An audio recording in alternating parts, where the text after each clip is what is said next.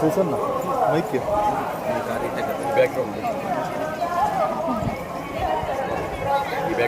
Okay sir.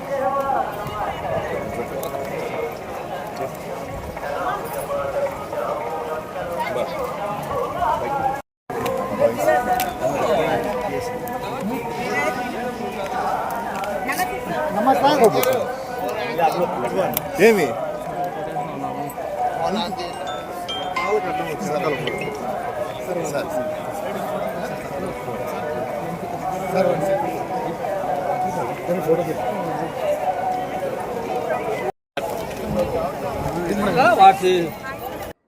అందరికీ నమస్కారం అండి.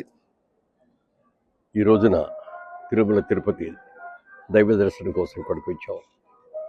అఖిలాండ కోటి బ్రహ్మాండ నాయకుడు, ఆపదల ముక్కుడు వారు శ్రీ వెంకటేశ్వర స్వామి గారిని దర్శించుకోవటం అంటే జీవితంలో మనం ఎప్పుడో చేసిన పుణ్యం మూలంగా ఇలా దర్శించుకోగలుగుతాం అనిపిస్తుంది నాకైతే. అనేక సందర్భాల్లో కలిసిన ఈరోజు జరిగిన దర్శనానికి ఓ ప్రత్యేకత ఉంది. ముఖ్యంగా భగవంతుడు దర్శించుకోవడమే కాకుండా మరి కమిటీ చైర్మన్ గారు నాయుడు గారు, బిఆర్ నాయుడు గారు, అలాగే జేఈఓ గారు, వారిద్దరి సమక్షంలో ఈరోజు దర్శనం జరిగింది.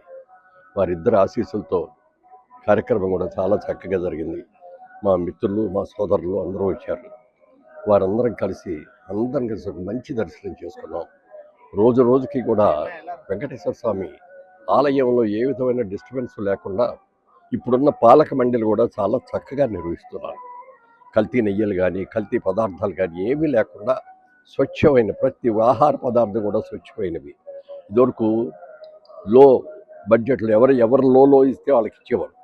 ఇప్పుడున్న చైర్మన్ గారు ఒకటే చెప్పారు, లో ఉన్నది కాదు, భక్తులకి ఇచ్చే ప్రసాదం ఇది, అన్నీ హయ్యెస్ట్ క్వాలిటీ, బెస్ట్ క్వాలిటీయే తీసుకురండి అని చెప్పి ఆయన అనటం, ఇవాళ అన్నదానంలో కానీ ఇది కానీ ప్రతిదీ కూడా ఏ విధమైన కల్తీ లేకుండా అద్భుతంగా చేస్తున్నారు. వారికి మనస్ఫూర్తిగా మా అందరి తరఫున కూడా కృతజ్ఞతలు తెలియజేస్తాను.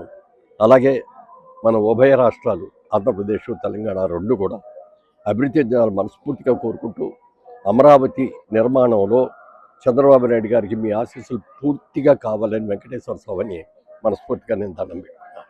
Thank you. అలాగే స్వామివారి కృప వల్ల, స్వామివారి దయ వల్ల పద్మశ్రీ అవార్డు రావడం కూడా ఆ స్వామి ఆశీస్సులే. పద్మశ్రీ అవార్డు తీసుకున్న తర్వాత వచ్చి దర్శనం చేసుకోవాలి అని అనుకున్నాను. ఈ రోజున వచ్చి ఆ దర్శనం చేసుకునే భాగ్యం కలిగింది. స్వామివారికి ఎప్పుడు కృతజ్ఞుడై ఉంటాను. Thank you.